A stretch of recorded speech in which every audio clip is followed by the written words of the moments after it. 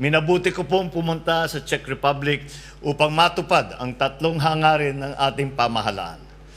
Una, mapagtibay ang ating pakikipagkaibigan sa ating mga katuwang sa Europa upang masiguro ang kapayapaan at pag-unlad. Pangalawa, palawakin ang ating komersyo at kalakalan.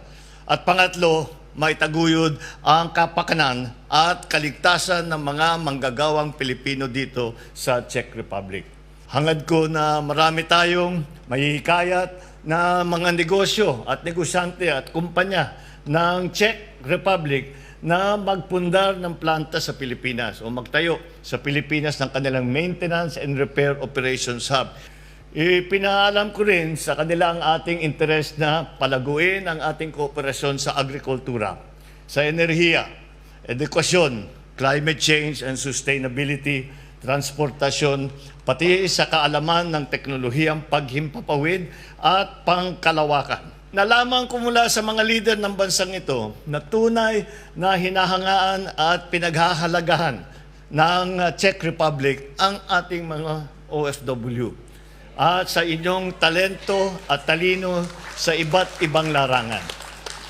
Dahil andito'y nais pang mag-imbita ng Czech Republic ng mas maraming overseas Filipino workers upang punuin ang kanilang kakulangan sa kanilang manggagawa sa ibang industriya, sa manufacturing, sa transportasyon, sa agrikultura, sa healthcare.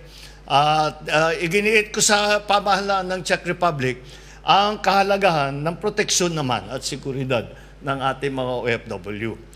Inatasan ko ang ating Department of Migrant Workers ng pakikipag-usap sa kanila at sa mga kanilang katapat sa Ministry of Labor and Social Affairs upang masiguro ang kaligtasan at kapakanan ng ating mga Filipino nationals at ating mga Filipino workers. At nais kong ipaalam sa inyo na may matagumpay na nalagdaan ang DMW at ang MPB, ang joint communique kahapon sa Prague Castle upang itaguyod ang formal na mekanismo na pagdadialog sa larangan ng paggawa. Ito ay malaking tulong sa atin, hindi lamang sa mga kababayan natin na nandito sa Czech Republic, kundi para sa ating mga kapwa Pilipino na nagnanais na makarating sa bansang ito upang makapagtrabaho.